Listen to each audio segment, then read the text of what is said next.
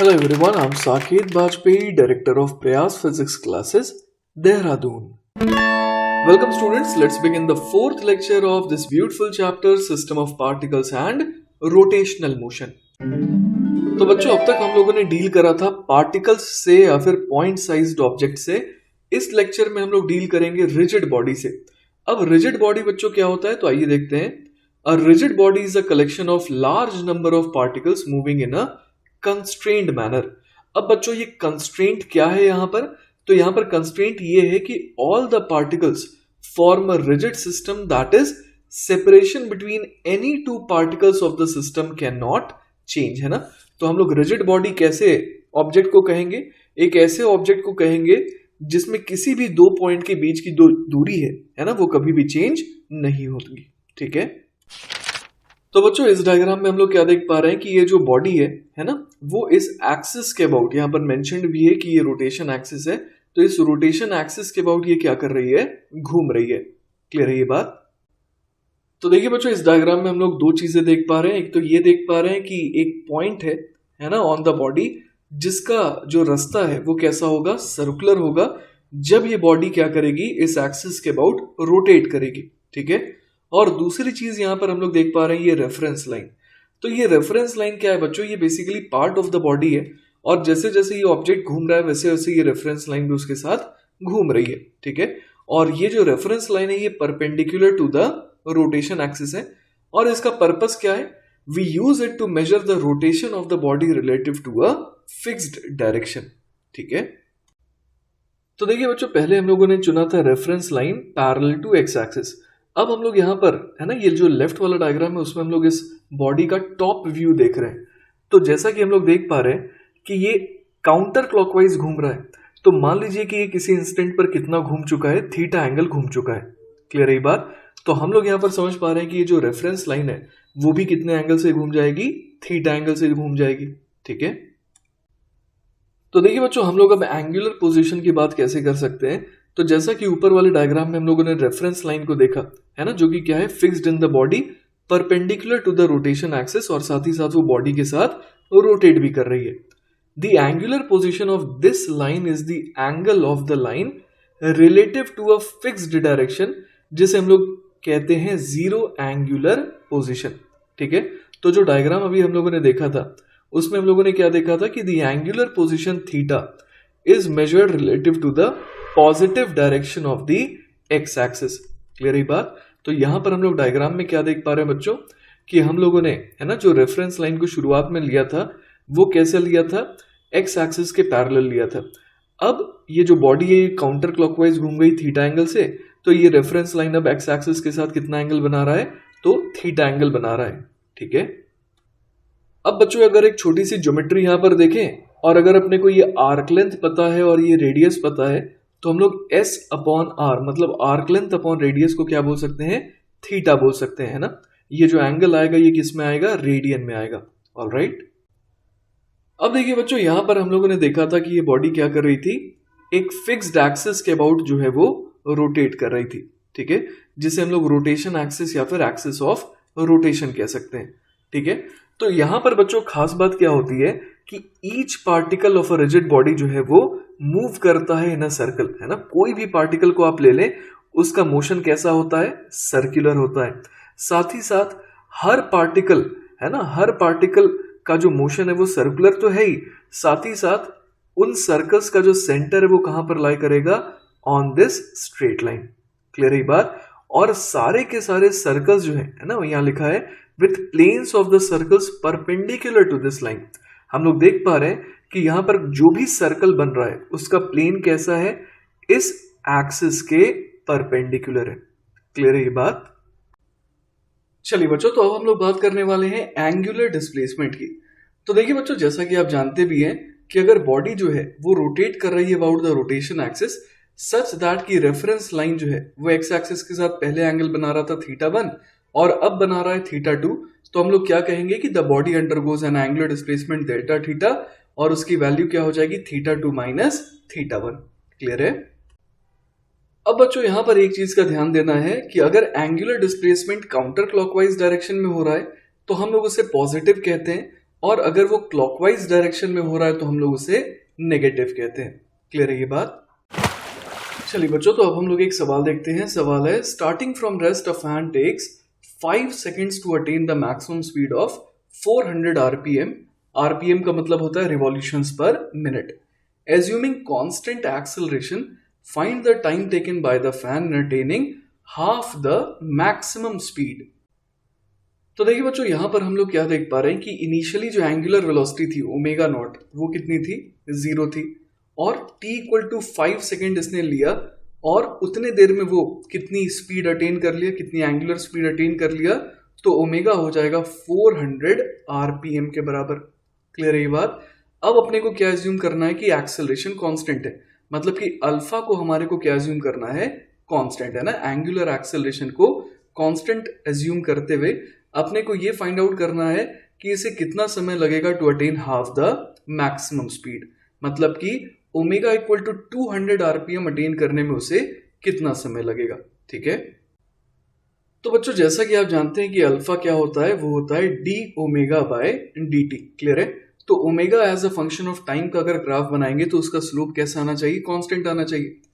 अब यहां पर क्या कहा गया है कि t इक्वल टू 5 पर, है ना, t इक्वल टू 5 पर अगर हम लोग देखें तो ओमेगा की वैल्यू कितनी है? तो वो है 400 RPM के बराबर। अब अपने को क्या चाहिए? अपने को ये चाहिए कि ओमेगा इक्वल टू 200 RPM जो है ना, ये किस समय हो रहा होगा। क्लियर है ये बात? तो बच्चों देखिए, कैलकुलेशन बहुत आसान है। अगर आप इस एंगल को क्या कॉल कर दे रहे हैं? फाई कॉल कर दे रहे हैं, तो यहां पर हम लोग बड़े वाले ट्राइंगल को अगर देखें, है ना, जिसमें 400 RPM इंक्लूड हो रहा है, तो वहां से देखें तो tan फाई की वैल्यू कितनी आनी चाहिए? 400/5 के बराबर। साथ ही साथ अगर छोटे वाले ट्राइंगल को देखें जिसमें 200 RPM इन्वॉल्व हो रहा है, तो tan फाई की वैल्यू कितनी आनी चाहिए? 200/T0 के बराबर। जहां पर T0 मैं किस टाइम को कॉल कर रहा हूं? जिस इंस्टेंट पर क्या हो रहा है, ओमेगा की वैल्यू 200 हो जा रही है। तो यहां से देखिए बच्चों, अपने पास क्या आ जाएगा? 400/5 will be equal to 200/T0 के बराबर। तो यहां से देखिए बच्चों, T0 अपने पास कितने के बराबर आ जाएगा? तो हम लोग देख पा रहे हैं कि ये आ जाएगा 2.5 सेकेंड के बराबर। ठीक है, इसके अलावा बच्चों इस सवाल को एक और मेथड से किया जा सकता था। मेथड नंबर 2 क्या हो सकता था? तो यहां पर हम लोग फॉर्मूला यूज कर सकते थे, omega is equal to omega not plus alpha t. ये इसलिए यूज कर सकते थे क्योंकि बच्चों अल्फा क्या है यहां पर? कांस्टेंट है। क्लियर है ये बात? तो एक इक्वेशन हम लोग यहां पर क्या बना सकते थे? 400 RPM इज इक्वल टू, अब देखिए ओमेगा नॉट तो 0 है, तो यहां पर सिंपली हम लोग क्या लिख देते? Alpha into 5। और दूसरी इक्वेशन क्या बना देते? 200 RPM is equal to alpha into T0। अब इन दोनों इक्वेशन को अगर हम लोग डिवाइड कर देते तो यहां से भी बड़े आराम से अपने को T0 की वैल्यू क्या मिल जाती? 2.5 सेकेंड के बराबर। ठीक है, चलिए बच्चों, तो नेक्स्ट सवाल देखते हैं। अगला सवाल है, अ bucket is being lowered down into a well through a rope passing over a fixed pulley of radius 10 cm. Assume that the rope does not slip on the pulley. Find the angular velocity and angular acceleration of the pulley at an instant when the bucket is going down at the speed of 20 centimeter per second and has an acceleration of 4 meter per second square. तो देखिए बच्चों, यहां पर हम लोग देख पा रहे हैं कि a bucket is being lower down into a well through a rope, है ना। और हम लोग यहां पर ये भी देख पा रहे हैं कि जो रेडियस है वो कितना दे रखा है? तो रेडियस अपने को दे रखा है 10 सेंटीमीटर के बराबर। क्लियर है? साथ ही साथ यहां पर ये बोला गया है कि rope does not slip on the pulley, मतलब कि रोप जो है वो पुली के साथ जो है ऐसा लग रहा है कि चिपक करके घूम रही है। क्लियर है ये बात? साथ ही साथ इस इंस्टेंट पर अपने को दे रखा है कि जो स्पीड है ना, v बराबर कितना दे रखा है? 20 सेंटीमीटर पर सेकेंड। और साथ ही साथ जो एक्सेलरेशन है वो कितना दे रखा है? 4 मीटर पर सेकेंड स्क्वायर का। क्लियर है ये बात? तो अब बच्चों मैं चाहता हूं कि आप इस लोकेशन पर देखें, है ना। इस लोकेशन पर आप समझ पा रहे हैं कि जो रस्सी है उसकी स्पीड नीचे की तरफ कितनी है? तो वो v बराबर 20 सेंटीमीटर पर सेकेंड के बराबर है। क्लियर है ये बात? और हम लोग यहां पर ये देख पा रहे हैं कि रोप जो है ना, वो बेसिकली इस पुली के ऊपर स्लिप नहीं कर रही है, मतलब ऐसा लग रहा है कि दोनों बिल्कुल चिपक करके घूम रहे हैं। ठीक है ना। तो इस जगह पर हम लोग ये भी समझ सकते हैं कि जो पुली है है ना, उसके इस पॉइंट की भी स्पीड कितनी है, v की ही बराबर होगी। ठीक है, तो देखिए बच्चों यहां पर हम लोग समझ पा रहे हैं कि रोप की स्पीड मिलने की वजह से अपने को, है ना, अपने को इस पुली के इस पॉइंट की स्पीड जो है वो भी मिल चुकी है। क्लियर ये बात? तो हम लोग यहां पर ये कह सकते हैं कि इस इंस्टेंट पर जो ओमेगा है वो बेसिकली कितना हो जाएगा, omega will be equal to v upon r के बराबर। क्लियर है? क्योंकि पुली जो है वो क्या कर रही है, वो तो सर्कुलर मोशन कर रही है। और अगर हम लोग यहां पर देख पा रहे हैं कि अगर इस पॉइंट की स्पीड पता है, ठीक है ना, अगर इस पॉइंट की स्पीड पता है और ये रेडियस पता है तो हम लोग ओमेगा बड़े आराम से निकाल सकते हैं। ठीक है, तो एंगुलर वेलोसिटी हमसे पूछा गया था, तो वो कितना हो जाएगा, v अपॉन आर। v है 20 सेंटीमीटर पर सेकेंड, मतलब कि 20 अपॉन 100, है ना, 20 अपॉन 100 मीटर पर सेकेंड लिख सकते हैं इसे। क्लियर है? और इसे डिवाइड करना है रेडियस से। रेडियस कितना है, तो रेडियस है 10 सेंटीमीटर, मतलब कि 10 अपॉन 100। तो 100 से 100 कैंसिल आउट हो गया, 0 से ये 0 चला गया, तो हम लोग यहाँ पर समझ पा रहे हैं कि आ जाएगा 2 रेडियन पर सेकेंड के बराबर। क्लियर है ये बात? अब जो दूसरी चीज हमसे पूछी गई है वो है एंगुलर एक्सेलरेशन। ठीक है, अब देखिए बच्चों अपने को ये दे रखा है कि बकेट का एक्सेलरेशन है 4 मीटर पर सेकेंड स्क्वायर। तो रोप का वो पॉइंट जो यहां पर है ना, उसका भी एक्सेलरेशन कितना होगा, 4 मीटर पर सेकेंड स्क्वायर। और साथ ही साथ हम लोग ये भी समझ पा रहे हैं कि ये जो पुली है उसके भी इस पॉइंट का जो टेंजेंशियल एक्सेलरेशन होगा वो कितना होगा, 4 मीटर पर सेकेंड स्क्वायर ही होगा। क्योंकि यहां पर सवाल में अपने को ये दे रखा है कि rope does not slip on the pulley. Clear है ये बात? तो यहां पर देखिए बच्चों हम लोग क्या लिख सकते हैं, हम लोग यहां पर लिख सकते हैं कि ये जो a है वो बेसिकली क्या है, a टेंजेंशियल है। और a टेंजेंशियल जो है वो किसके बराबर होता है, अल्फा इंटू आर के बराबर होता है। तो अल्फा की वैल्यू कितने के बराबर आ जाएगी, a अपॉन आर के बराबर। अब एक्सेलरेशन अपने को कितना दे रखा है, 4 मीटर पर सेकेंड स्क्वायर। इसे डिवाइड कर देंगे किसके साथ, रेडियस के साथ, जो कि 10 अपॉन 100 है। ठीक है, तो यहां से देखिए अपने पास क्या आ जाएगा, अल्फा आ जाएगा अपने पास 40 रेडियन पर सेकेंड स्क्वायर। ठीक है, चलिए बच्चों तो नेक्स्ट सवाल देखते हैं। अगला सवाल है, a particle of mass m is moving in xy plane with speed v along x axis at a given instant of time its position coordinates are x y. What is the angular velocity of the position vector of the particle and angular acceleration of the particle with respect to the origin? तो देखिए बच्चों यहां पर हम लोग इस तरीके से डायग्राम बना सकते हैं। ये एक्स वाई एक्सिस है और इस समय जो पार्टिकल है वो कहां पर है, एक्स कॉमा वाई पर है, और उसकी वेलोसिटी कैसी है, एक्स एक्सिस के पैरेलल है, कुछ इस तरीके से। क्लियर है बात? ये रहा इस समय इसका पोजीशन वेक्टर, और ये जो पोजीशन वेक्टर है ये एक्स एक्सिस के साथ कितना एंगल बना रहा है, थीटा एंगल बना रहा है। ठीक है, तो देखिए बच्चों सबसे पहले अगर हम लोग बात करें एंगुलर वेलोसिटी की, तो हम लोग यहां पर ये चीज समझ पा रहे हैं कि जो थीटा है वो लगातार क्या होता जा रहा है, कम होता जा रहा है ना। जैसे जैसे पार्टिकल राइट की तरफ जाता जाएगा वैसे वैसे आप समझ सकते हैं कि थीटा जो है वो क्या होने लगेगा, कम होने लगेगा। इस वजह से D theta by D T जो है वो कैसा आने वाला है, नेगेटिव आने वाला है। क्लियर है ये बात? तो इस वजह से बच्चों हम लोग यहां पर ये कह सकते हैं कि ओमेगा जो है वो मैग्नीट्यूड वाइज कितना हो जाएगा, minus of D theta by D T हो जाएगा। क्लियर है ये बात? इसके अलावा हम लोग ये जानते हैं कि एंगुलर डिस्प्लेसमेंट एक वेक्टर क्वांटिटी नहीं है ना। लेकिन अगर हम लोग बात करें स्मॉल एंगुलर डिस्प्लेसमेंट की तो वो एक वेक्टर क्वांटिटी है ना। तो अगर ये पार्टिकल थोड़ा आगे जाएगा तो हम लोग समझ पा रहे हैं कि यहाँ पर, है ना, हम लोग यहाँ पर क्या समझ पा रहे हैं कि एंगुलर डिस्प्लेसमेंट जो है ना, वो किस सेंस में आ रहा है, तो वो क्लॉकवाइज सेंस में आ रहा है। क्लियर है ये बात? जिस वजह से हम लोग एंगुलर वेलोसिटी की डायरेक्शन राइट हैंड रूल के हिसाब से क्या कह सकते हैं, इनटू द स्क्रीन, है ना। मतलब ओमेगा की डायरेक्शन किधर को हो जाएगी, तो वो हो जाएगी बच्चों माइनस के कैप के लॉन्ग। क्लियर है ये बात? तो देखिए बच्चों इस डायग्राम के हिसाब से हम लोग क्या लिख सकते हैं, tan of theta is equal to कितना हो जाएगा, तो tan थीटा हो जाएगा y अपॉन x के बराबर। क्लियर है ये बात? अब अगर हम लोग इस इक्वेशन को डिफरेंशिएट करें विद रेस्पेक्ट टू टाइम, तो tan थीटा का डिफरेंशिएशन हो जाएगा sec square theta d theta by dt, और ये किसके बराबर आ जाएगा, तो यहां पर आप देखिए कि y तो कांस्टेंट रहने वाला है क्योंकि पार्टिकल x एक्सिस के पैरेलल ट्रेवल कर रहा है, तो y बाहर आ जाएगा और 1 अपॉन एक्स का डिफरेंशिएशन हो जाएगा -1 upon x square D X by D T. Clear है ये बात? तो यहां से देखिए बच्चों हमारे पास minus D theta by D T, जिसको हम लोग क्या कॉल करने वाले हैं, ओमेगा, है ना। तो वो कितना आ जाएगा, तो देखिए वो आ जाएगा y upon x square D x upon D T, और साथ ही साथ 1 अपॉन सेक्स स्क्वायर थीटा जो है वो क्या बन जाएगा, कॉस स्क्वायर थीटा के बराबर। क्लियर है ये बात। तो यहां से देखिए हम लोग क्या लिख सकते हैं, ये हो जाएगा y अपॉन एक्स स्क्वायर। अब dx बाई डी टी क्या हो जाएगा, किस रेट से एक्स कोऑर्डिनेट बढ़ रहा है ना। तो यहाँ पर dx बाई डी टी जो है वो तो कितने के बराबर हो जाएगा, v के बराबर हो जाएगा। क्लियर है ये बात। अब cos थीटा की वैल्यू इस डायग्राम से हम लोग क्या बोल सकते हैं, बेस अपॉन हाइपोटेनस, है ना।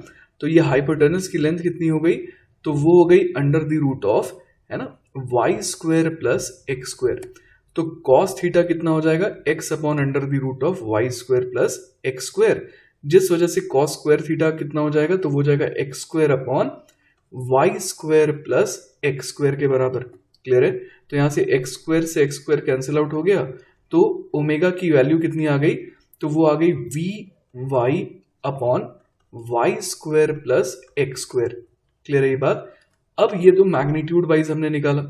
अब अगर ओमेगा वेक्टर लिखना है तो वो कितना हो जाएगा, तो वो हो जाएगा v y upon y square plus x square, direction हो जाएगी इसकी माइनस के कैप। क्लियर है ये बात। तो ये हमने निकाल लिया एंगुलर वेलोसिटी। ठीक है। अब देखिए बच्चों, ये जो एंगुलर वेलोसिटी हमने निकाला इसको एक और तरीके से निकाला जा सकता था। यहां पर आप देखिए कि वेलोसिटी v के दो कंपोनेंट किए जा सकते हैं। एक तो रेडियल डायरेक्शन में हो जाएगा, है ना, ये कितना हो जाएगा, v cos थीटा हो जाएगा। ठीक है। और एक हो जाएगा इस तरीके से टेंजेंशियल डायरेक्शन में, जो कि हो जाएगा v sin थीटा के बराबर। तो हम लोग यहां पर देख पा रहे हैं कि जो घुमाने वाली वेलोसिटी है वो बेसिकली क्या है, v sin थीटा है। तो हम लोग ओमेगा बराबर क्या लिख सकते हैं बच्चों, तो ओमेगा बराबर लिख सकते हैं v sin theta upon r के बराबर। क्लियर है। और डायरेक्शन हम लोग राइट हैंड रूल से कह सकते हैं कि वो अंदर की तरफ है, स्क्रीन के अंदर की तरफ है, मतलब माइनस के कैप। ठीक है। तो यहां से देखिए ओमेगा जो है वो कितना आ जाएगा मैग्नीट्यूड वाइज, तो वो आ जाएगा देखिए बच्चों v multiplied by sine theta. Sine theta की वैल्यू कितनी है, तो वो है परपेंडिकुलर अपॉन हाइपोटेनस, मतलब कि y अपॉन आर, और साथ ही साथ यहां पर आ जाएगा r। तो ये हो गया v y upon r square. तो ओमेगा कितना आ गया, तो ये आ गया वी वाई अपॉन, अब आर स्क्वायर की वैल्यू हो जाएगी x square plus y square. ठीक है। और ओमेगा वेक्टर क्या हो जाएगा, तो यहां पर सिर्फ माइनस के कैप लगा देना होगा। ठीक है। तो देखिए बच्चों, अब हम लोग आ जाते हैं एंगुलर एक्सेलरेशन पे। तो हमने ओमेगा अभी देखा था वो कितना आ रहा था, तो वो आ रहा था v y upon x square plus y square के बराबर। ठीक है। अब यहां पर देखिए न्यूमरेटर तो क्या है, ये जो न्यूमरेटर है वो बेसिकली कांस्टेंट है, लेकिन जो डिनोमिनेटर है उसमें हम लोग देख पा रहे हैं कि x जो है वो क्या होता जा रहा है, लगातार बढ़ता जा रहा है, जिस वजह से ओवरऑल ओमेगा जो है वो समय के साथ क्या होता जा रहा है, कम होता जा रहा है। तो हम लोग यहाँ पर जानते हैं कि ओमेगा की डायरेक्शन कैसी है, तो ओमेगा का सेंस जैसा कि हम लोग देख पा रहे हैं वो क्लॉकवाइज है, जिस वजह से हम लोग यहाँ पर ओमेगा की डायरेक्शन कैसी कह रहे हैं, इनटू द स्क्रीन, मतलब माइनस के कैप। ठीक है। अब ओमेगा जो है वो समय के साथ क्या हो रहा है, कम हो रहा है, जिस वजह से हम लोग क्या कहेंगे कि अल्फा जो है उसकी डायरेक्शन ओमेगा की क्या होगी, ऑपोजिट होगी। इसका मतलब क्या हो गया कि अल्फा की डायरेक्शन हो जाएगी किधर को, के कैप के अलॉन्ग। क्लियर है ये बात। तो बच्चों यहां पर हम लोग समझ पा रहे हैं कि D omega by D T कैसा आने वाला है, तो वो नेगेटिव आने वाला है। इस वजह से अगर अल्फा मैग्नीट्यूड वाइज कहें तो वो क्या हो जाएगा, यहाँ पर minus D omega by D T हो जाएगा। क्लियर है। और अगर अल्फा वेक्टर की बात करें तो वो हम लोग क्या लिख देंगे, minus D omega by D T, और डायरेक्शन इसकी हो जाएगी के कैप। क्लियर है ये बात। तो चलिए बच्चों, ओमेगा को टाइम के रेस्पेक्ट में डिफरेंशिएट करते हैं। तो D omega by D T कितना आ जाएगा, तो यहाँ पर वी वाई जो है वो तो कांस्टेंट है, वो तो एज इट इज रह जाएगा। अब 1 upon x square plus y square को अपने को डिफरेंशिएट करना है ना। तो 1 अपॉन समथिंग का डिफरेंशिएशन होता है माइनस 1 अपॉन दैट थिंग का स्क्वायर, है ना। तो यहाँ पर लिख देंगे पहले तो ऐसा। अब अपने को क्या करना है, x square plus y square को भी डिफरेंशिएट करना है ना, चेन रूल से। तो यहाँ पर क्या आ जाएगा बच्चों, तो यहाँ पर आ जाएगा 2x dx बाय dt के बराबर, क्योंकि यहां पर हम लोग देख पा रहे हैं कि वाई स्क्वायर तो क्या था, कांस्टेंट था। ठीक है। अब बच्चों जैसा कि आप देख पा रहे हैं कि dx बाई dt को, है ना, dx बाई dt को क्या लिखा जा सकता है, v लिखा जा सकता है। तो यहां से हम लोग देख पा रहे हैं कि अल्फा, है ना, D omega by D T जो है उसमें अगर नेगेटिव लगा देंगे तो वो अल्फा बन जाएगा। तो अल्फा बराबर क्या आ जाएगा हमारे पास, तो वो आ जाएगा v square y multiplied by twice of x upon x square plus y square की पावर 2। ठीक है, और साथ ही साथ अगर अल्फा वेक्टर चाहिए तो यहां पर अपने को के कैप और लगा देना होगा। क्लियर है? तो इस तरीके से देखिए बच्चों हम लोगों ने अल्फा वेक्टर भी निकाल लिया। ऑलराइट, चलिए बच्चों, तो हमारा नेक्स्ट टॉपिक है रिजिड बॉडी कंस्ट्रेंट। तो यहां पर हम लोग देख पा रहे हैं दो पॉइंट को ए और बी, है ना, on the rigid body having velocities v A vector and v B vector. Clear है? तो वी ए वेक्टर ए की वेलोसिटी है और वी बी वेक्टर बी की वेलोसिटी है। क्लियर है? अब देखिए बच्चों, मैंने आपको बताया था कि रिजिड बॉडी की खासियत क्या होती है। रिजिड बॉडी की खासियत ये होती है कि दो पॉइंट के बीच की जो दूरी है वो कभी भी चेंज नहीं हो सकती है। इसका मतलब ए और बी के बीच की जो दूरी है ना, वो कभी भी चेंज नहीं होगी। इसका मतलब क्या हो गया, इसका मतलब ए बी का जिस वेलोसिटी से पीछा कर रहा है that is V A cos theta A, वो बेसिकली किसके बराबर होना पड़ेगा, V B cos theta B के, क्योंकि इसी, है ना, वेलोसिटी से बी जो है वो ए से दूर जा रहा है ना। तो वही यहां लिखा है, now as the distance between points A and B is constant thus the component of velocity of A and B along the line joining A and B must be equal and in same direction। जिस वजह से v A cos theta A किसके बराबर आ गया, v A cos v B cos theta B के। ठीक है, अब देखिए बच्चों, मैं ए के नजरिए से बी का मोशन देखना चाह रहा था, तो उसके लिए मैंने क्या करा, ए को मैंने पहले रोक दिया। उसके लिए मुझे क्या करना पड़ा, जो इसकी वेलोसिटी वी ए थी उसके ऑपोजिट डायरेक्शन में इसे उतनी ही स्पीड देनी पड़ी। अब जो काम ए के साथ किए वही काम बी के साथ भी करना पड़ा, उसे भी वी ए देना पड़ा कुछ इसी डायरेक्शन में। ठीक है, अब जैसा कि हम लोग देख पा रहे हैं कि वर्टिकली ऑपोजिट एंगल होने की वजह से ये थीटा ए हो गया और उसी तरीके से ये भी यहां पर थीटा ए हो जाएगा। क्लियर है ये बात? तो अब देखिए बच्चों, ए तो हो गया स्टॉप, है ना, तो ए रुक गया है और ए के नजरिए में अपने को बी क्या करता हुआ नजर आया, तो हम लोग यहां पर देख सकते हैं कि ये जो रेडियल डायरेक्शन है ना, ये जो रेडियल डायरेक्शन है, इस डायरेक्शन में वी बी का कंपोनेंट आएगा v B cos theta B और वी ए का आएगा v A cos theta A. और हम लोगों ने ये पहले ही कह रखा है कि v B cos theta B किसके बराबर होगा, तो वो v A cos theta A के बराबर होगा। ठीक है, लेकिन हम लोग यहां पर क्या देख पा रहे हैं कि वी बी का एक कंपोनेंट जो है ना, ये जो लाइन है उसके परपेंडिकुलर डायरेक्शन में कितना आ जाएगा, तो ये आ जाएगा बच्चों v B sine theta B के बराबर, और वी ए का, है ना, इस डायरेक्शन में क्या कंपोनेंट आ जाएगा, तो वो आ जाएगा V A sine of theta A के बराबर। क्लियर है ये बात? तो अब देखिए बच्चों, अगर ये V A sine theta A V B sine theta B के बराबर नहीं हुआ तो क्या होगा, then if we observe the motion of the rigid body from the frame of point A, then the only way in which point B and all other points on the body can move is circular motion with A as center। Clear है बात? तो A के नजरिए में हमें क्या लगेगा कि ये जो B पॉइंट है वो क्या कर रहा है, घूम रहा है। क्लियर है ना? और कितने वेलोसिटी से, तो V B sine theta B minus V A sine theta A. Clear है ये बात? अब बच्चों ये क्वाइट ऑब्वियस है कि अगर V B sine theta B ज्यादा होगा तो हम लोग ये समझ पा रहे हैं कि A के नजरिए में B का मोशन कैसा होगा, इस तरीके से क्लॉकवाइज, और अगर वी बी साइन थीटा भी कम हुआ तो ए के नजरिए में बी का मोशन एंटी क्लॉकवाइज सेंस में होगा। ये तो हम लोग बड़े आसानी से समझ पा रहे हैं ना। अब अगर angular velocity of the line A B की बात करें, ठीक है, तो हम लोग समझ पा रहे हैं कि कोई भी अगर हमारे पास बॉडी है तो उस पर कोई भी लाइन अगर हम लोग यहाँ पर इस तरीके से ड्रॉ कर दें तो जो उसकी एंगुलर वेलोसिटी होगी वही क्या कहलाएगी, angular velocity of the body भी कहलाएगी। क्लियर है? तो यहां पर ओमेगा जो है वो कितना आ जाएगा, V B sine theta B minus V A sine theta A upon A B length, जो कि यहां पर एल दे रखा है। तो ओमेगा बराबर क्या आ जाएगा, V B sine theta B minus V A sine theta A upon L के बराबर। ठीक है, चलिए बच्चों, तो नेक्स्ट सवाल देखते हैं। अगला सवाल है, a rod A B of length L is lying as shown in the figure, point A is moving with speed V A, find, first part is the speed of point B at this instant and the second part is angular velocity of the rod at this instant.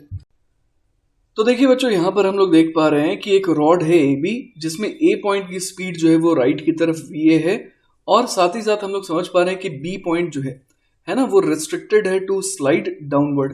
ठीक है, तो B की speed मान लेते हैं कि नीचे की तरफ कितनी है, लेट अस से कि वो वी बी है। क्लियर है ये बात? तो यहां पर बच्चों हम लोग ये कह सकते हैं कि ये जो ए बी रॉड है ये एक रिजिड बॉडी है, और दो पॉइंट के बीच की दूरी कभी भी चेंज नहीं हो सकती है ऐसे केस में। तो हम लोग यहां पर देखिए क्या कह सकते हैं बच्चों, अगर इस एंगल को देखें, है ना, ये वाला जो एंगल है, तो ये भी वर्टिकली ऑपोजिट होने की वजह से थीटा हो जाएगा। ठीक है, तो हम लोग यहां पर कह सकते हैं कि ए जो है वो बी से किस रेट से दूर जा रहा है, तो वो भागना चाह रहा है वी ए कॉस थीटा से, और ये वाला जो एंगल है ये बेसिकली कितना हो गया, 90 माइनस थीटा हो गया। तो इस वजह से हम लोग यहां पर देख पा रहे हैं कि बी जो है वो एक की तरफ कितने से आना चाह रहा है, तो वो आना चाह रहा है वी बी साइन थीटा से। क्लियर है ये बात? और इन दोनों को क्या होना पड़ेगा, बराबर, क्योंकि दो पॉइंट के बीच की दूरी चेंज नहीं हो सकती है। तो यहां से देखिए स्ट्रेट अवे हमारे पास वी ए कितना आ गया, तो वो आ गया वी बी टैन थीटा के बराबर। ठीक है, तो इस तरीके से बच्चों हम लोग समझ पा रहे हैं कि वी बी हमारे पास कितना आ जाएगा, तो वो आ जाएगा वी ए कॉट थीटा के बराबर। क्लियर है? तो पहले पार्ट में देखिए हमसे बच्चों क्या पूछा गया था, the speed of point B at this instant, तो वो कितना हो जाएगा, वी बी बराबर वी ए कॉट थीटा। ठीक है, अब देखिए बच्चों हमसे पूछा गया है angular velocity of the rod at this instant. तो यहां पर हम लोग ये देख सकते हैं कि ए के नजरिए में बी का मोशन कैसा होगा, तो वो सर्कुलर मोशन होगा, क्योंकि ए के नजरिए में बी ना उससे दूर जा सकता है ना उसके पास आ सकता है, बस उसके अबाउट घूम जरूर सकता है। क्लियर है? तो हम लोग अगर ए के रेस्पेक्ट में बी की एंगुलर वेलोसिटी निकालेंगे तो वही तो angular velocity of the rod भी कहलाएगा। क्लियर है? तो ए के नजरिए में देखने के लिए पहले अपने को ए को रोकना पड़ेगा। तो ए को रोकने के लिए अपने को क्या करना पड़ेगा, ए को ऑपोजिट डायरेक्शन में वी ए देना पड़ेगा। अब यही काम बी के साथ भी करना पड़ेगा, मतलब कि बी को जो है हमें लेफ्ट की तरफ वी ए देना पड़ेगा। क्लियर है ये बात? तो इस तरीके से हमने बी को वी ए दे दिया, और बी के पास खुद क्या था, तो बी के पास खुद वी बी था। ठीक है, अब देखिए बच्चों हमारे को ये समझ में आ रहा है कि ए रुक चुका है, और ए को क्या लग सकता है कि बी क्या कर सकता है, तो बी ना दूर जा सकता है ना पास जा सकता है, वो बस घूम सकता है ए के अबाउट। तो हम लोग यहां पर समझ पा रहे हैं कि बी की वेलोसिटी कुछ इस तरीके से टैंजेंशियल डायरेक्शन में आएगी, और वो कितनी आ जाएगी बच्चों, तो यहां पर हम लोग देख सकते हैं कि ये वाला एंगल जो है वो थीटा हो जाएगा, जिस वजह से, है ना, टैंजेंशियल डायरेक्शन में बी की वेलोसिटी जो आएगी ए के नजरिए में वो कितनी आएगी, तो वो आएगी V A sine theta plus V B cos theta के बराबर। और अगर इस वेलोसिटी को, इस टैंजेंशियल वेलोसिटी को हम लोग किससे डिवाइड कर दें, एल से डिवाइड कर दें, तो बेसिकली ये क्या बन जाएगा, ओमेगा बन जाएगा, क्योंकि ओमेगा क्या होता है, tangential velocity upon radius. Clear है ये बात? अब वी बी की वैल्यू जो है हम लोग यहां पर रख सकते हैं ना, तो उससे देखिए ओमेगा अपने पास कितना आ जाएगा, तो V A sine theta plus V B के बदले क्या लिख सकते हैं, V A into cot theta. तो कॉट थीटा हो जाएगा कॉस अपॉन साइन, मतलब ये हो जाएगा cos square theta upon sine theta, और डिनोमिनेटर में आ जाएगा एल। क्लियर है? तो चलिए इसे थोड़ा और सिंप्लीफाई करते हैं ना, ये ओमेगा है होगा।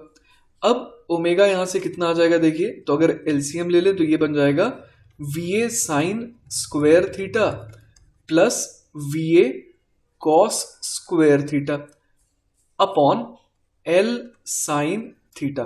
ठीक है, तो यहां से हम लोग देख पा रहे हैं कि वी ए कॉमन आ जाएगा, और ये sine square theta plus cos square theta बन जाएगा, मतलब ये हो जाएगा वी ए अपॉन एल साइन थीटा।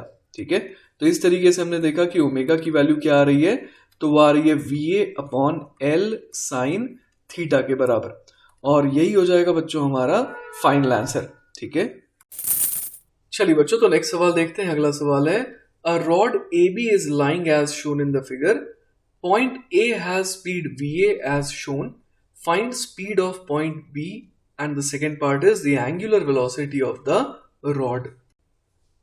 तो देखिए बच्चों, अपने को यहाँ पर एक रॉड ए बी दे रखा है, और साथ ही साथ अपने को ए पॉइंट की वेलोसिटी दे रखी है लेफ्ट की तरफ, है ना, वो स्लाइड कर रहा है, और कितने स्पीड से इस समय, वी ए से। क्लियर है ये बात? और इस इंस्टेंट पर अपने को स्पीड ऑफ बी निकालना है, साथ ही साथ angular velocity of the rod भी निकालना है। ठीक है, तो देखिए बच्चों यहाँ पर एक बड़ा खास पॉइंट है, दैट इज पॉइंट सी। तो हम लोग सी पॉइंट की खासियत ये देख पा रहे हैं कि बेसिकली ये कहाँ पर है, जहां पर ये जो वॉल है ना, इसका टॉप मोस्ट पॉइंट है। और वॉल का टॉप मोस्ट पॉइंट जो है इस सी पॉइंट पर क्या लगाएगा बच्चों, नॉर्मल रिएक्शन लगाएगा कुछ इस डायरेक्शन में। क्लियर है ये बात?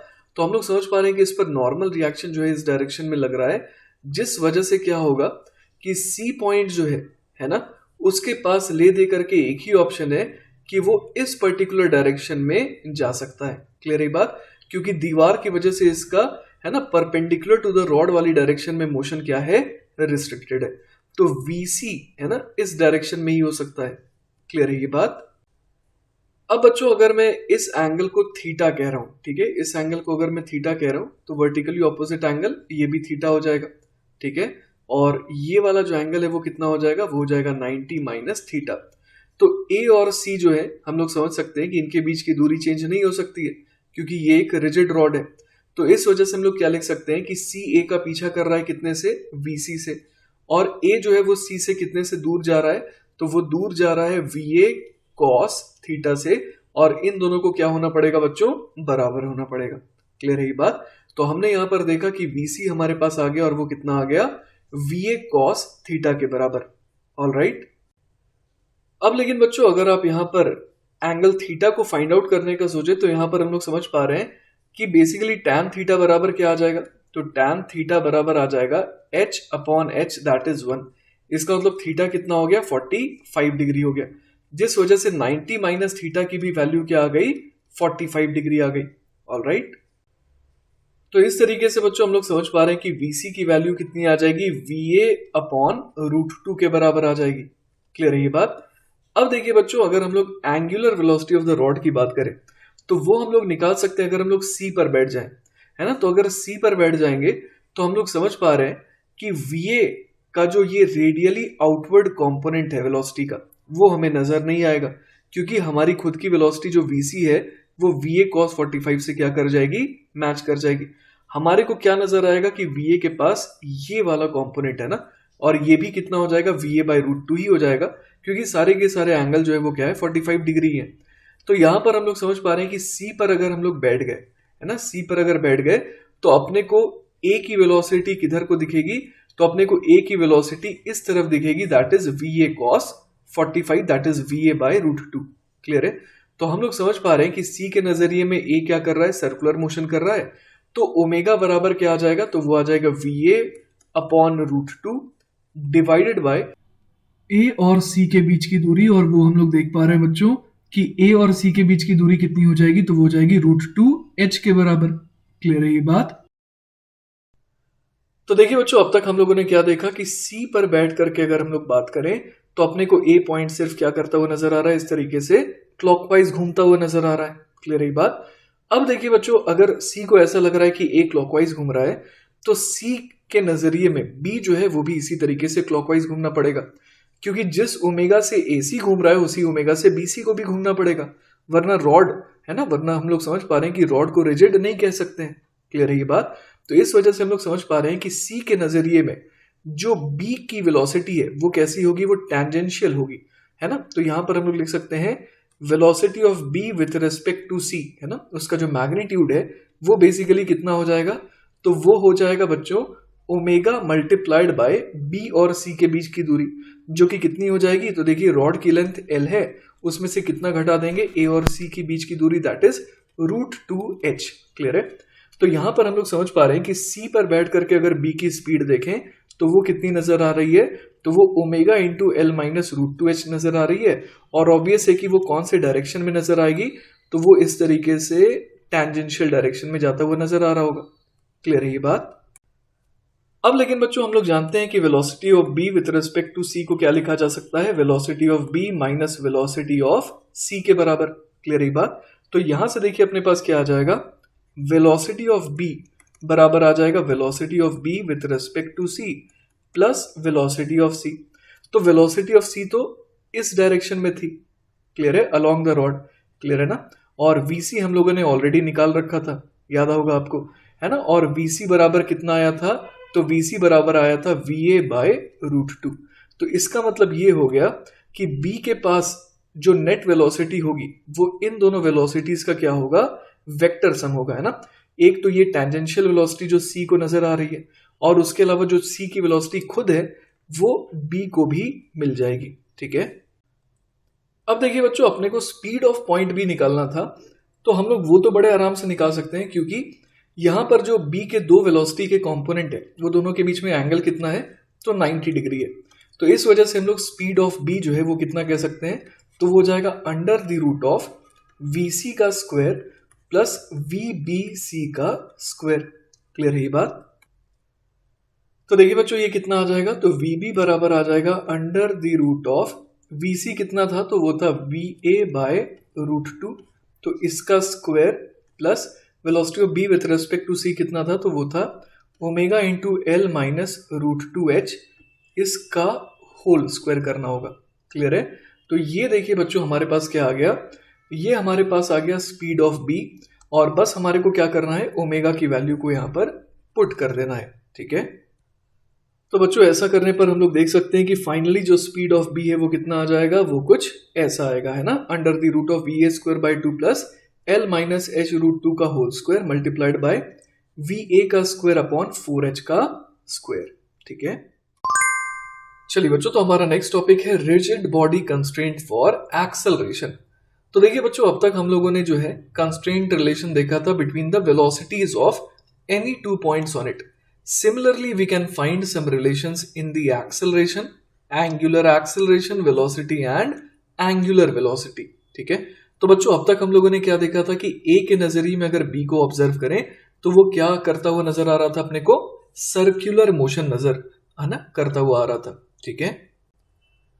अब देखिए बच्चों, मान लीजिए कि A का एक्सेलरेशन AA है और B का एक्सेलरेशन इस मोमेंट पर AB है, ठीक है। तो हमारे को A के नजरिए में B को देखना है, ठीक है। तो हमारे को AA के ऑपोजिट डायरेक्शन में AA देना पड़ेगा, ठीक है। और यही काम अपने को किसके साथ भी करना पड़ेगा, B के साथ।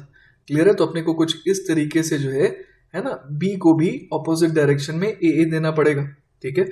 तो यहां पर हम लोग क्या देख पा रहे हैं कि B के पास जो एक्सेलरेशन आ गया वो क्या आ गया, तो देखिए इस एक्सेलरेशन को दो कंपोनेंट में तोड़ा जा सकता है। एक तो रेडियल डायरेक्शन में, तो रेडियल डायरेक्शन में आप देख पा रहे हैं कि जो रेडियली आउटवर्ड डायरेक्शन है, इस डायरेक्शन में कितना आ गया कंपोनेंट, तो ये आ गया A B cos theta B.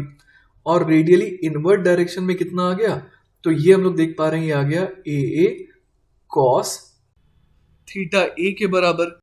तो देखिए बच्चों, यहां पर हम लोग कह सकते हैं कि ए कॉस थीटा ए को A B cos theta B से ज्यादा आना पड़ेगा, है ना। मतलब कि जो नेट एक्सेलरेशन आएगा रेडियल डायरेक्शन में वो कितना हो जाएगा, A cos theta A minus A B cos theta B के बराबर। ऐसा क्यों कह रहे हैं हम लोग, क्योंकि बच्चों अगर ए के नजरिए में बी जो है वो सर्कुलर मोशन कर रहा है, तो बी के पास एक्सेलरेशन का एक कंपोनेंट रेडियली इनवर्ड डायरेक्शन में होना चाहिए, ठीक है। जिस वजह से ए कॉस थीटा ए को ही क्या होना पड़ेगा बच्चों, ज्यादा होना पड़ेगा। तो इसका मतलब ये किसके बराबर हो गया, सेंट्रीपिटल एक्सेलरेशन के बराबर, या फिर इसको हम लोग नॉर्मल एक्सेलरेशन भी कह सकते हैं। और ये कितना हो जाएगा, ओमेगा स्क्वायर एल के बराबर। एल क्या है, ए और बी के बीच की दूरी है, ठीक है। अब देखिए बच्चों, अगर हम लोग बात करें परपेंडिकुलर कंपोनेंट्स की, तो हम लोग यहां पर क्या देख पा रहे हैं कि ए बी का टेंजेंशियल डायरेक्शन में कंपोनेंट आ जाएगा A B sine theta B, और ए का कंपोनेंट आ जाएगा टेंजेंशियल डायरेक्शन में ए साइन थीटा ए। अब जो भी बड़ा हुआ है ना, उसके अकॉर्डिंग जो है tangential acceleration of B in the frame of A आ जाएगा। इसीलिए हम लोगों ने यहाँ पर मॉड्यूलस का यूज करा ना, modulus of A sine theta A minus A B sine theta B, है ना। तो ये क्या बन गया बच्चों, ये टेंजेंशियल एक्सेलरेशन बन गया, जो कि किसके बराबर होता है, तो ए टेंजेंशियल बराबर आपको याद होगा आर अल्फा के बराबर होता है। और यहाँ पर रेडियल डिस्टेंस का रोल कौन प्ले कर रहा है, तो ये एल प्ले कर रहा है, ठीक है। तो ए बी की वैल्यू एल के बराबर है ना, तो ये रेडियल डिस्टेंस का रोल प्ले कर रहा है। तो हम लोग देख पा रहे हैं कि ये क्या बन गया, एल इंटू अल्फा। ऑलराइट, चलिए बच्चों, तो नेक्स्ट सवाल देखते हैं। अगला सवाल है, a rod A B of length L is lying as shown in the figure. At the instant shown point A has speed V and acceleration A. Find the acceleration of point B and angular acceleration of the rod. तो बच्चों हम लोग सबसे पहले देखना चाहते हैं कि ए के नजरिए में बी का एक्सेलरेशन क्या है। तो सबसे पहले ए को अपोजिट डायरेक्शन में एक्सेलरेशन कितना दे दें, ए दे देते हैं, ठीक है। तो बी के साथ भी हमारे को यही करना पड़ेगा, इसे भी लेफ्ट की तरफ ए देना पड़ेगा। क्लियर है ये बात। अब बी का मोशन हम लोग समझ पा रहे हैं कि वर्टिकली डाउनवर्ड डायरेक्शन में। क्लियर है ये बात। तो ऑब्वियस है कि बी का एक्सेलरेशन भी नीचे की तरफ ही आएगा, है ना। इस तरीके से ए बी जो है वो नीचे की तरफ ही आएगा। ठीक है। अब देखिए बच्चों, जैसा कि हम लोग जानते हैं कि ये वाला एंगल कितना है, ये वाला एंगल थीटा है। और अगर हम लोग ये टेंजेंशियल डायरेक्शन देखें, है ना, ए के नजरिए में, तो ये टेंजेंशियल डायरेक्शन हो जाएगी, तो ये वाला एंगल भी थीटा हो जाएगा। ऑलराइट। तो हम लोग यहाँ पर बात कर सकते हैं कि टेंजेंशियल डायरेक्शन में ए और ए बी दोनों के कंपोनेंट्स क्या हो रहे हैं, एड अप हो रहे हैं, है ना। और वो कितना हो जाएगा, तो इस पर्टिकुलर डायरेक्शन में दोनों के कंपोनेंट्स एड अप होकर के वो हो जाएंगे A sine theta plus A B का कौन सा कंपोनेंट आ जाएगा, कॉस थीटा आ जाएगा। उसी तरीके से हम लोग समझ पा रहे हैं कि बी का एक एक्सेलरेशन रेडियली इनवर्ट डायरेक्शन में भी होना चाहिए, है ना, ए के नजरिए में। तो वो कितना हो जाएगा, तो वो हो जाएगा बच्चों ए बी का कौन सा कंपोनेंट, साइन थीटा, और उसमें से घटाना पड़ेगा कौन सा कंपोनेंट, ए का कॉस थीटा। क्लियर है ये बात। तो ए के नजरिए में बी क्या कर रहा है, सर्कुलर मोशन कर रहा है। और बी का हम लोग जानते हैं कि ग्राउंड के रेस्पेक्ट में एक्सेलरेशन वर्टिकली डाउनवर्ड ही हो सकता है, क्योंकि उसका मोशन डाउनवर्ड डायरेक्शन में ही होगा, है ना। तो हम लोग यहां पर समझ पा रहे हैं कि ए के नजरिए में बी का मोशन सर्कुलर है, और उसके पास A sine theta plus A B cos theta ये टेंजेंशियल एक्सेलरेशन बन जाएगा, और A B sine theta minus A cos theta ये क्या बन जाएगा, सेंट्रीपिटल एक्सेलरेशन। ठीक है। तो इस तरीके से बच्चों यहाँ पर एक और डायग्राम हम लोगों ने बना दिया है, जिसमें हम लोग शो कर रहे हैं कि क्या क्या इसके पास है। एक तो टेंजेंशियल एक्सेलरेशन है, और एक कौन सा एक्सेलरेशन है, सेंट्रीपिटल, है ना। तो टेंजेंशियल एक्सेलरेशन जो है ना, ये सारी बातें किसके रिस्पेक्ट में हो रही है, इन द फ्रेम ऑफ ए हो रही है। तो ए टेंजेंशियल हम लोग कितना बोल देंगे, तो वो बोल देंगे एल अल्फा के बराबर, और वो कितना हो जाएगा, तो जैसा कि हम लोग देख पा रहे हैं वो हो जाएगा A sine theta plus A B cos theta के बराबर।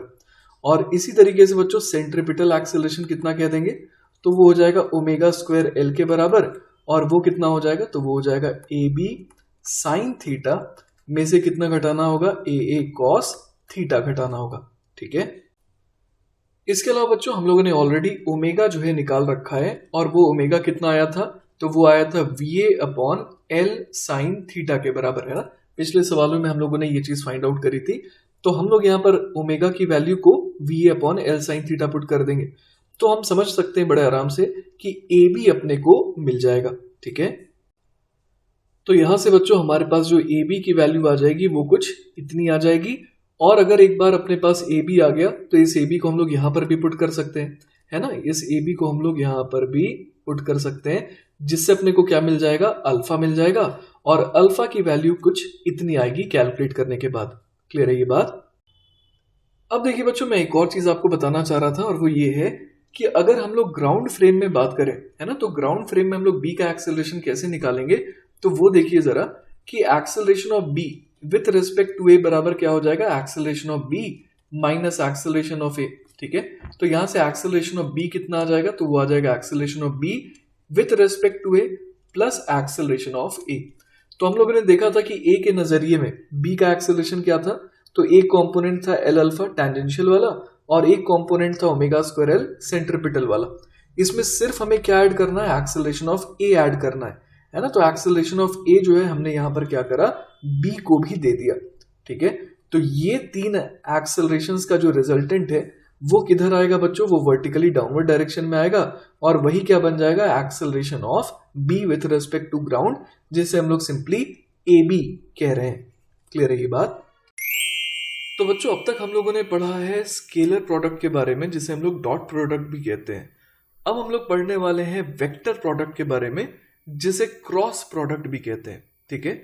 The vector product of A vector and B vector written A vector cross B vector, ये एक्चुअली प्रोड्यूस करता है एक तीसरा वेक्टर, जिसे हम लोग सी वेक्टर कॉल कर सकते हैं, जिसका मैग्नीट्यूड कितना होता है। अगर हम लोग सबसे पहले मैग्नीट्यूड की बात करें, तो वो हो जाता है ए बी साइन फाई के बराबर।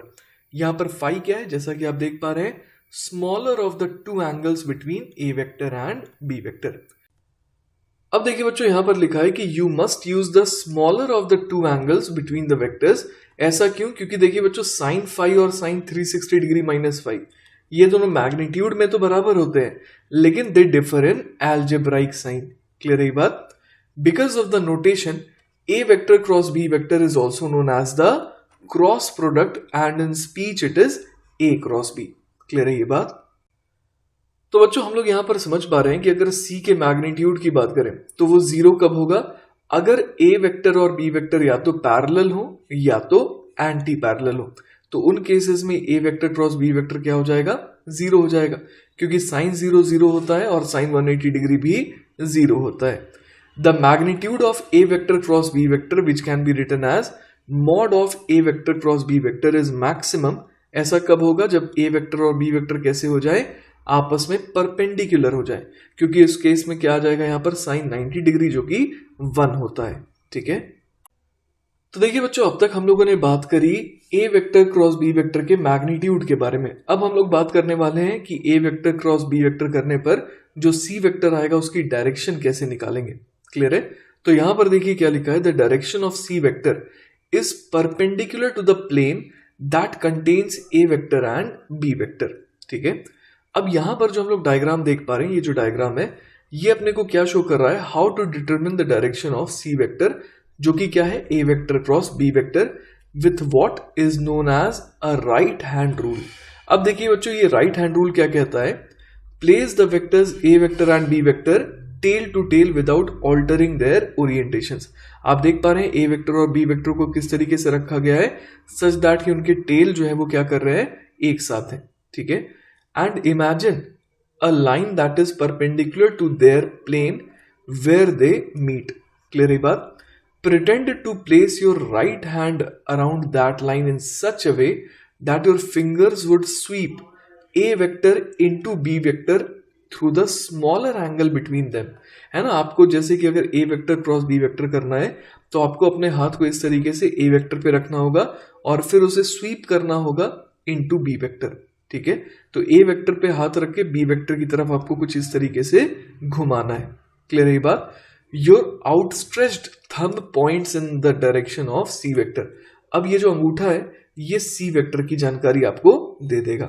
ठीक है, अब एक चीज का ध्यान दीजिएगा बच्चों, यहां पर अगर हम लोग B vector cross A vector करते तो अपने को सबसे पहले B वेक्टर पे हाथ रखना है और घुमाना है A वेक्टर की तरफ कुछ इस तरीके से।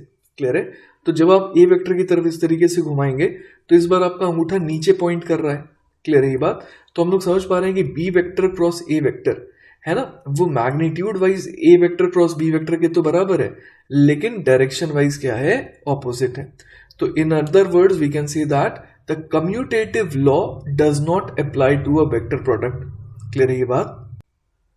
अब देखिए बच्चों अगर अपने को यूनिट वेक्टर नोटेशन का इस्तेमाल करना है तो हम लोग ए वेक्टर को लिख सकते हैं ए एक्स आई कैप प्लस ए वाई जे कैप प्लस ए जेड के कैप। बी वेक्टर को क्या लिख सकते हैं? बी एक्स आई कैप प्लस बी वाई जे कैप प्लस बी जेड के कैप। अब देखिए इनका हमें क्रॉस प्रोडक्ट करना है, तो सबसे पहले हम लोग सोच रहे हैं कि ए एक्स आई कैप क्रॉस बी एक्स आई कैप कर देते हैं। तो अगर ए एक्स आई कैप क्रॉस बी एक्स आई कैप करेंगे तो यहाँ पर ए एक्स बी एक्स आ जाएगा, लेकिन आई कैप क्रॉस आई कैप आ जाएगा। अब आई कैप और आई कैप के बीच में ऑब्वियसली 0 डिग्री का एंगल है, तो यहाँ पर क्या आ जाएगा? 0 आ जाएगा। क्लियर है ये बात? तो हम लोग यहाँ पर समझ पा रहे हैं कि ये दोनों वेक्टर्स जो कि पैरेलल है, इस वजह से इन दोनों का क्या आएगा? क्रॉस प्रोडक्ट 0 आएगा। ठीक है, अब अगर हम लोग यहां पर करना चाहें ए एक्स आई कैप क्रॉस बी वाई जे कैप। क्लियर है बात? अगर अब हम लोग क्या करना चाह रहे हैं? ए एक्स आई कैप क्रॉस बी वाई जे कैप, तो यहां पर हम लोग क्या देख पा रहे हैं? ए एक्स बी वाई ये तो पहले आ जाएगा। ठीक है, अब आई कैप क्रॉस जे कैप अगर करना है तो हमारे को क्या ध्यान रखना है? हमारे को ध्यान रखना है कि ये आई कैप है ना, ये हो गया जे कैप और ये बाहर निकलता हुआ के कैप। अब आप अपने हाथ को रखिए किस डायरेक्शन में? आई कैप के अलॉन्ग, और उसको घुमाइए जे कैप की तरफ। तो आप देख पा रहे हो कि जो थंब है वो के कैप की तरफ शो कर रहा है। ठीक है, तो इस वजह से यहां पर क्या आ गया? के कैप आ गया। ऑल राइट, तो ऐसा करते करते हम लोग यहां पर क्या देख पाएंगे कि ए क्रॉस बी की वैल्यू कुछ ऐसी आ जाएगी।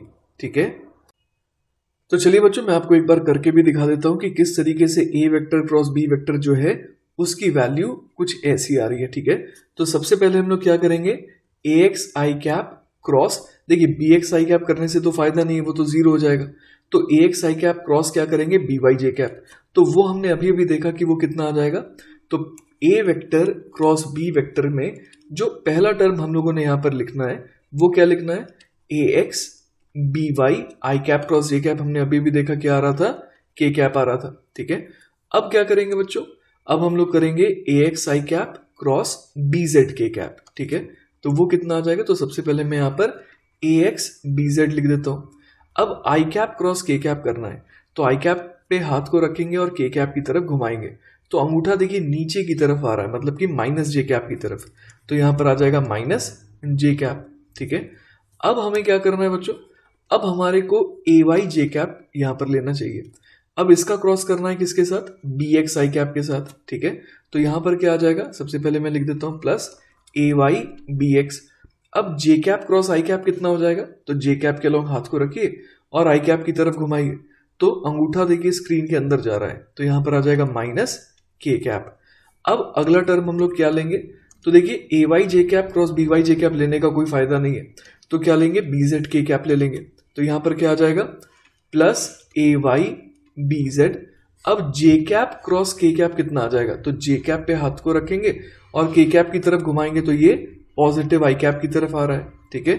अब हमारे को क्या करना है बच्चों, अब हमारे को तीसरा टर्म लेना है, ये ए जेड के कैप वाला, इसका क्रॉस करेंगे पहले बी एक्स आई कैप के साथ, ठीक है। तो देखते हैं क्या आएगा अपने पास, तो यहां पर लिख देते हैं सबसे पहले प्लस ए जेड बी एक्स। अब के कैप क्रॉस आई कैप, के कैप क्रॉस आई कैप देखिए आ जाएगा जे कैप के लॉन्ग, है ना, तो ये आ जाएगा पॉजिटिव जे कैप के लॉन्ग, है ना, तो यहाँ पर जे कैप लिख देते हैं। अब यहाँ पर हम लोग समझ पा रहे हैं कि आखिरी टर्म हमारे को कौन सा लेना चाहिए यहाँ पर, तो आखिरी टर्म अपने को लेना चाहिए ए जेड के कैप क्रॉस बी वाई जे कैप, ठीक है। तो ये आ जाएगा प्लस ए जेड बी वाई। अब के कैप क्रॉस जे कैप ये आ जा रहा है देखिए माइनस आई कैप के लॉन्ग, क्लियर है।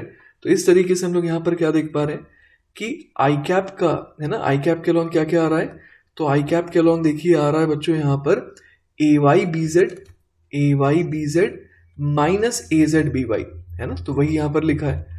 उसी तरीके से जे कैप के लॉन्ग क्या आ जाएगा, तो देखिए जे कैप के लॉन्ग आ जाएगा ए जेड बी एक्स माइनस, है ना, माइनस ए एक्स बी जेड, तो ये वाला टर्म यहाँ पर है। और के कैप के लॉन्ग देखिए तो क्या आएगा, A X B Y minus A Y B X, तो वही यहाँ लिखा है A X B Y minus B X A Y, all right.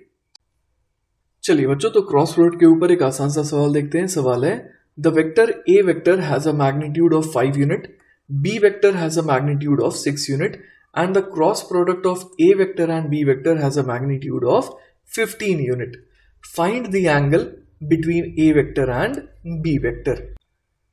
तो देखिए बच्चों, हम लोग यहाँ पर क्या कह सकते हैं कि A vector cross B vector, है ना, इसका मैग्नीट्यूड जो है वो क्या हो जाएगा, तो वो हो जाएगा ए बी साइन फाई के बराबर, और वो हमारे को कितना दे रखा है, वो हमारे को दे रखा है 15 के बराबर, क्लियर है ये बात।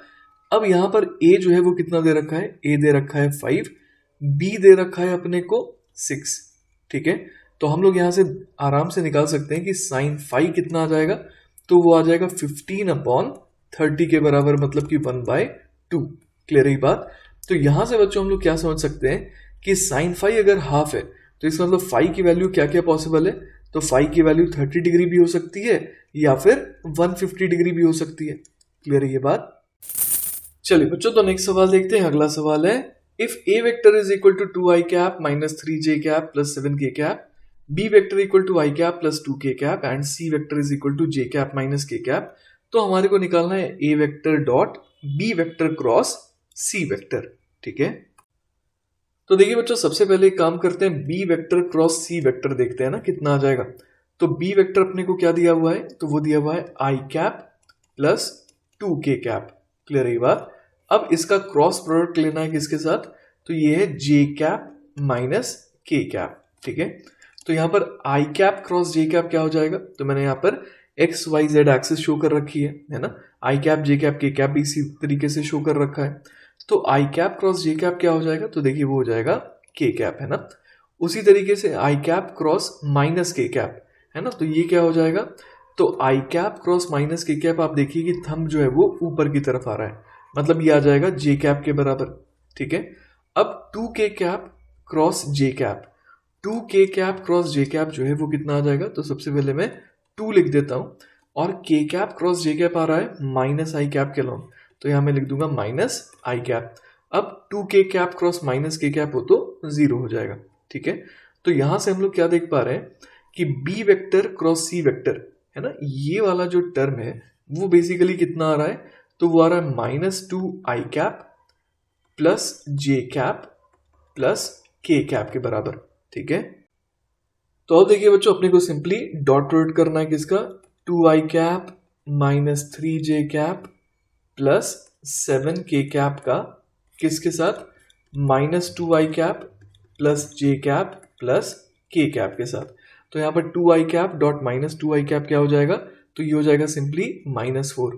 फिर -3 J cap dot J cap ये कितना हो जाएगा, ये हो जाएगा -3 और 7 के कैप डॉट के कैप क्या हो जाएगा, तो वो हो जाएगा +7। तो यहाँ से अपना जवाब क्या आ जा रहा है, 0 आ जा रहा है, ठीक है। इसका मतलब क्या हो गया बच्चों, इसका मतलब ये हो गया कि ए वेक्टर और B vector cross C vector ये दोनों वेक्टर कैसे आ गए, परपेंडिकुलर आ गए, है ना। इन दोनों के बीच में कितने एंगल आ गए, 90 डिग्री, ठीक है ना। चलिए बच्चों, तो हमारा नेक्स्ट टॉपिक है टॉर्क।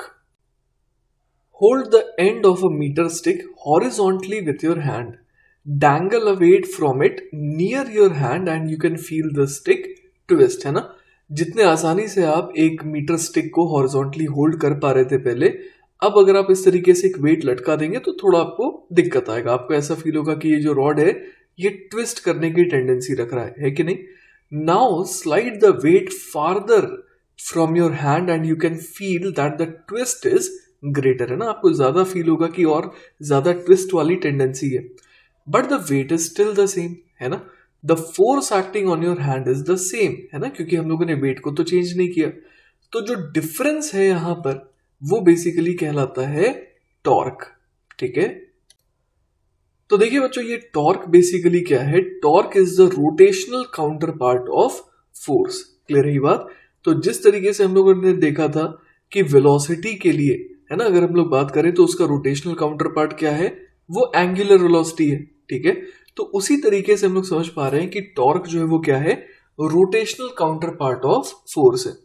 फोर्स जिस तरीके से क्या करता है, उसकी टेंडेंसी होती है to change the motion of things, उसी तरीके से टॉर्क टेंड्स टू ट्विस्ट और change the state of rotation of things. जैसे कि if you want to make a stationary object move, तो हमें फोर्स की रिक्वायरमेंट होती है, लेकिन अगर आप एक स्टेशनरी ऑब्जेक्ट को रोटेट करवाना चाहते हैं तो you need to apply torque, ठीक है। अब देखिए बच्चों, अगर हम लोग बात करें एक डोर नॉब की, तो वो कहां लोकेटेड होता है, as far as possible from the door's hinge line, और इसका एक वजह है ना।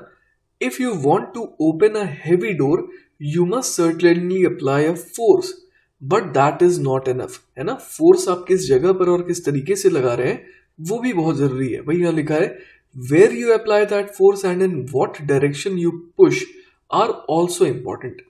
If you apply your force nearer to the hinge line than the knob or at any other angle than 90 degree, ठीक है, तो उस केस में क्या होगा, आपको ज्यादा फोर्स की रिक्वायरमेंट होती है than if you apply the force at the knob and perpendicular to the door's plane।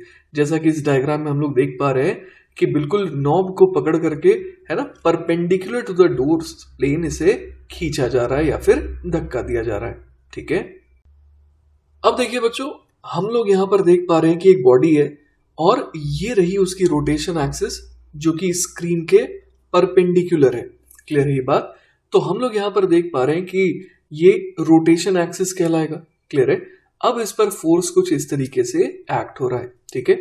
To determine how F results in a rotation of the body around the rotation axis, तो हमारे को क्या करना होगा, we need to resolve this force vector into two component, जैसा कि आप यहां पर देख पा रहे हैं, ठीक है।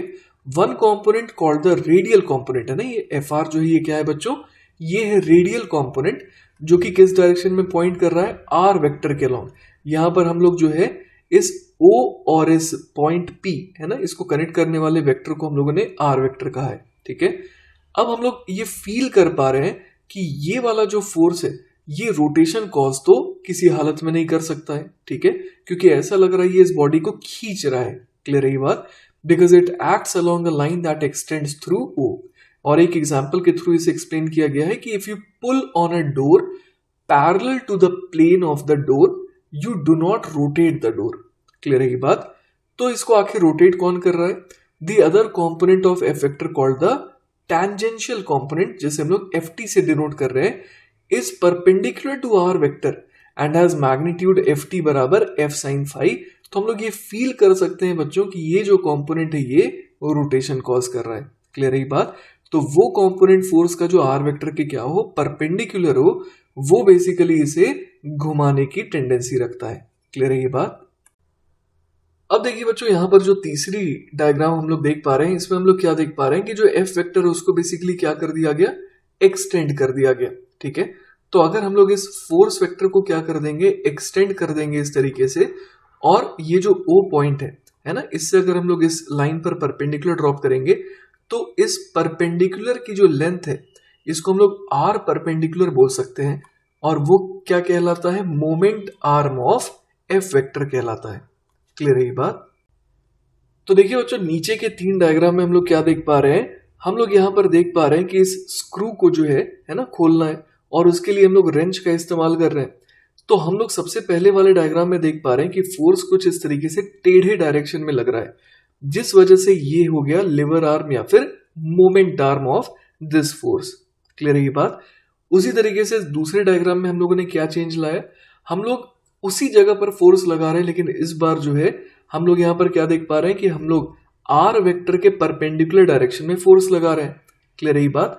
तो इस बार हम लोग क्या देख पा रहे हैं कि जो लिवर आर्म है वो बेसिकली क्या हो गया, बढ़ गया। ठीक है, तो लिवर आर्म जब बढ़ गया तो आप यहाँ पर फील कर सकते हैं कि ज्यादा है ना इसके घूमने की टेंडेंसी है। ठीक है, तो हम लोग कहते हैं कि यहाँ पर मोर टॉर्क लग रहा है, और हम लोग ये भी समझ सकते हैं कि अगर लिवर आर्म को और बढ़ा दिया जाए है ना कुछ इस तरीके से, तो उतने ही फोर्स की बदौलत हम लोग ज्यादा टॉर्क हासिल कर सकते हैं। क्लियर है ये बात? तो बच्चों, अब तक हम लोगों ने ये फील करा कि बेसिकली जो टॉर्क है वो किन किन चीजों पे डिपेंड करना चाहिए, फोर्स के मैग्नीट्यूड पे तो करना ही चाहिए, साथ ही साथ फोर्स कितनी दूरी पर लग रहा है ना, वो भी मैटर करता है। मतलब आर वेक्टर है ना, वो भी मैटर करता है कि भाई वो कितना ज्यादा है, जितना ज्यादा होगा उतना ज्यादा टॉर्क लगेगा।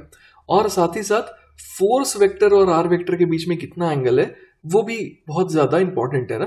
जैसे कि हम लोगों ने देखा था कि फोर्स और आर वेक्टर के बीच में अगर 90 डिग्री का एंगल है तो बेटर टॉर्क होता है। ठीक है, तो वही देखिए यहाँ पर हम लोग देख पा रहे हैं कि फिगर शोज अ पार्टिकल, कहां पर है पार्टिकल, देखिए पॉइंट ए पर है इन एन XY प्लेन। अब यहां पर हम लोग उसके ऊपर एक सिंगल फोर्स एफ वेक्टर लगा रहे हैं जो कि इसी प्लेन में है ना, and the particle's position relative to the origin O is given by the position vector R vector. Clear है ये बात? तो देखिए बच्चों, टॉर्क जो है, जो कि एक वेक्टर क्वांटिटी है ना, अबाउट O, उसको किस तरीके से डिफाइन किया गया है, टॉर्क वेक्टर बराबर हो जाता है R vector cross F vector. Obvious है R क्रॉस F करने पर हम लोग समझ पा रहे हैं कि R F और साथ ही साथ साइन फाई है ना, ये भी यहां पर आ जा रहा है। ठीक है, तो ये तीनों चीजों को हम लोग इस तरीके से यहां पर रखते हैं सच दैट कि वो टॉर्क बन जाता है। अब लेकिन बच्चों, जैसा कि हम लोगों ने पहले भी डिस्कस करा था, इस फोर्स का जो कॉस फाई वाला कंपोनेंट है वो तो क्या कर रहा है, इस पार्टिकल को ओरिजिन से सिर्फ दूर ले जा रहा है, वो घुमाने की तो टेंडेंसी रख नहीं रहा है। तो घुमाने की टेंडेंसी कौन रख रहा है बच्चों, तो ये F perpendicular, that is F का साइन फाई कंपोनेंट। क्लियर है ये बात? अब देखिए बच्चों, अगर हम लोग इस फॉर्मूले को देखें, that is tau vector equal to R vector cross F vector, तो हम लोग यहां पर देख पा रहे हैं कि आर वेक्टर का मैग्नीट्यूड कितना है, वो आर है। ठीक है, अब एफ वेक्टर का मैग्नीट्यूड कितना है, वो एफ है, और आर वेक्टर और एफ वेक्टर के बीच में कितना एंगल है, तो यहां पर अगर हम लोग एफ वेक्टर और आर वेक्टर के बीच का एंगल देखना चाहें तो वो देखिए फाई के बराबर आ रहा है। तो यहां पर हम लोग क्या लिखेंगे, साइन ऑफ फाई लिख देंगे। क्लियर है ये बात?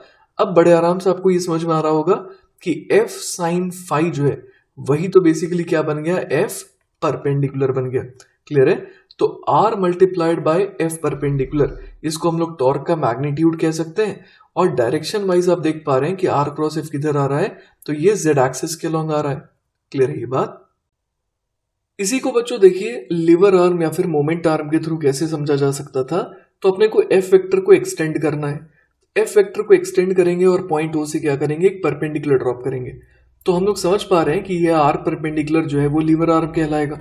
ठीक है, तो हम लोग यहाँ पर क्या कह सकते हैं कि आर परपेंडिकुलर की जो मैग्नीट्यूड है वो कितने के बराबर आ जाएगी, तो वो आर साइन फाई के बराबर आ जाएगा।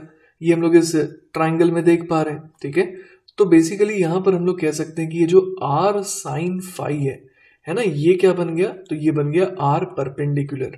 ठीक है, तो हम लोग यहां पर देख पा रहे हैं कि जो टॉर्क का मैग्नीट्यूड है उसको आप आर इंटू एफ परपेंडिकुलर भी लिख सकते हैं या फिर आर परपेंडिकुलर इंटू एफ भी लिख सकते हैं। ठीक है, तो देखिए बच्चों अब तक हम लोगों ने देखा कि किसी पॉइंट के अबाउट किसी फोर्स की वजह से लगने वाला टॉर्क कैसे निकाला जाएगा, है ना।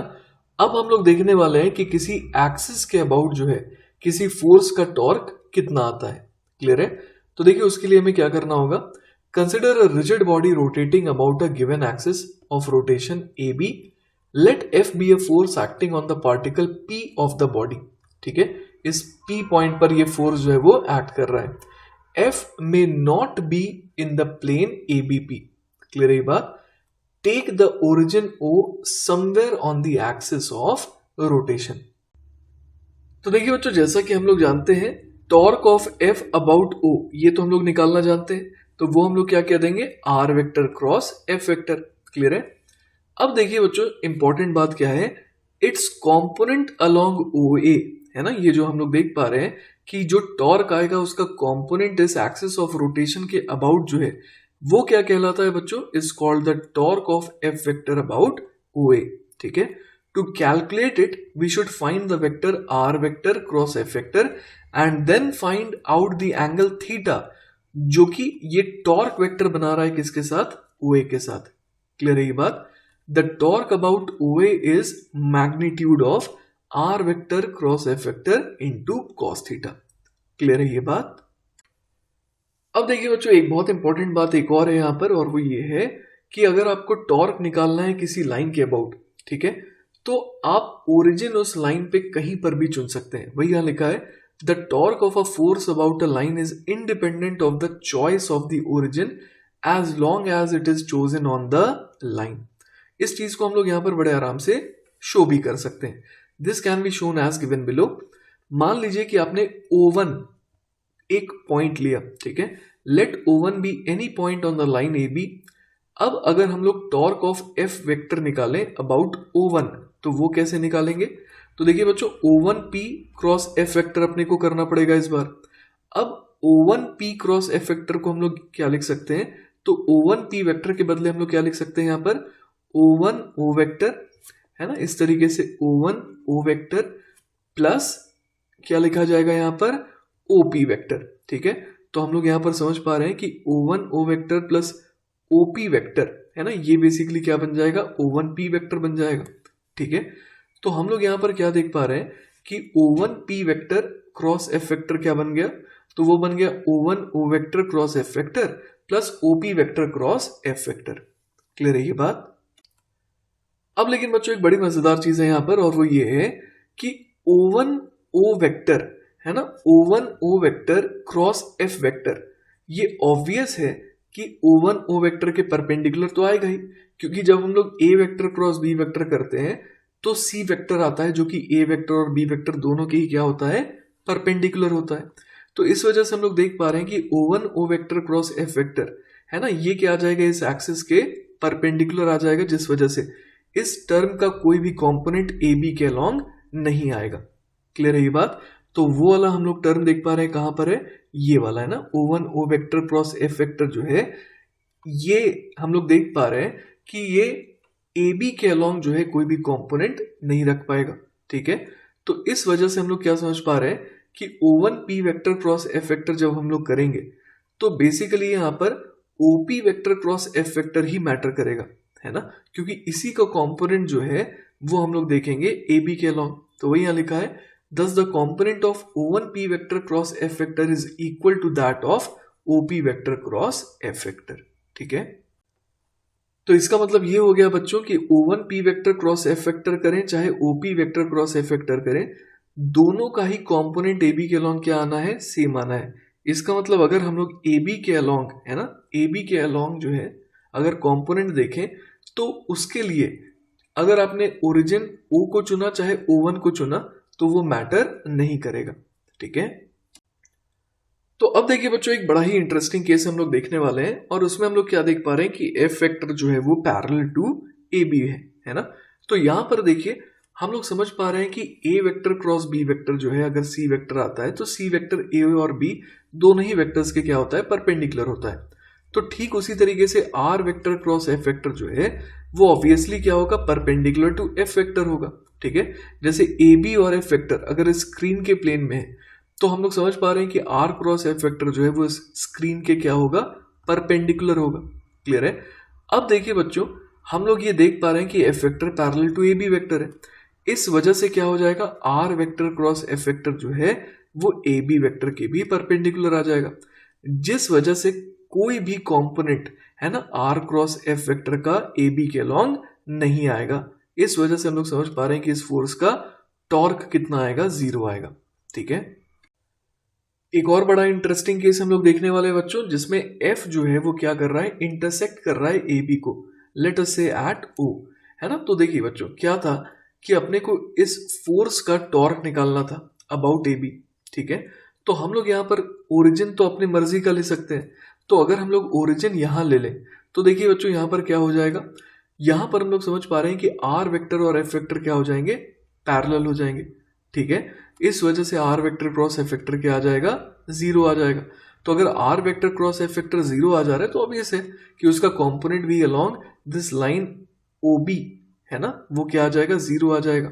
ठीक है, चलिए बच्चों तो टॉर्क के ऊपर एक मजेदार सवाल करते हैं। सवाल है, a simple pendulum of length L is pulled aside to make an angle theta with the vertical. Find the magnitude of the torque of the weight W of the bob about the point of suspension. When is the torque 0? तो देखिए बच्चों इस तरीके का कुछ diagram हम लोग बना सकते हैं। यहां पर मैंने क्या शो करा है कि सिंपल पेंडुलम है L लेंथ का, जिसे पुल किया गया इस तरीके से सच दैट कि ये वर्टिकल से अब थीटा एंगल बना रहा है। क्लियर रही बात। अब अपने को क्या निकालना है, magnitude of the torque of the weight W of the bob about the point of suspension. तो इस पॉइंट को मैं O कॉल कर देता हूं, है ना। तो O पॉइंट जो है वो बेसिकली क्या है, पॉइंट ऑफ सस्पेंशन है। तो इस पॉइंट के अबाउट अपने को क्या करना है, इस वेट W का, है ना, अपने को क्या निकालना है, टॉर्क निकालना है। क्लियर है ये बात। तो जैसा कि बच्चों आप देख पा रहे हैं कि R वेक्टर बेसिकली ये वाला वेक्टर हो जाएगा। ठीक है, O से इस बॉब तक का जो वेक्टर है ये R वेक्टर कहलाएगा, और वेट वेक्टर हम लोग समझ पा रहे हैं कि इस तरीके से नीचे की तरफ है। ठीक है ना। तो यहां पर हम लोग क्या देख पा रहे हैं, हम लोग यहां पर देख पा रहे हैं कि जो R वेक्टर है और जो वेट वेक्टर है इनके बीच में एंगल कितना आ गया, थीटा आ गया। ठीक है, तो अगर टॉर्क का मैग्नीट्यूड निकालना है तो वो कितना हो जाएगा, तो वो बेसिकली हो जाएगा R वेक्टर का magnitude that is L multiplied by force vector का magnitude that is W multiplied by sine of theta. Clear है ये बात। अब देखिए बच्चों क्लियरली हम लोग देख पा रहे हैं कि ये टॉर्क 0 कब होगा, जब थीटा की वैल्यू क्या हो जाएगी, थीटा की वैल्यू जब हो जाएगी 0 डिग्री के बराबर। इसका मतलब क्या हो गया कि ये जो बॉब है ये बेसिकली कहां पर जब होगा, इस जगह पर होगा, है ना, मतलब बॉटम मोस्ट पॉइंट पर जब होगा तब हम लोग समझ पा रहे हैं कि जो R वेक्टर है वो बेसिकली ऐसा हो जाएगा और वेट वेक्टर भी ऐसा हो जाएगा, जिस वजह से हम लोग समझ पा रहे हैं कि इस बॉब को घुमाने की टेंडेंसी ये फोर्स नहीं रख रहा है, जिस वजह से इसका टॉर्क 0 आएगा। ठीक है, तो इसी के साथ बच्चों हमारा ये लेक्चर पूरी तरीके से खत्म होता है। आई होप कि आपको चीजें अच्छे से समझ में आई होंगी। इन केस अगर कोई डाउट रह जाता है then feel free to contact me, I will be very happy to help you. Take care बच्चों, बाय बाय।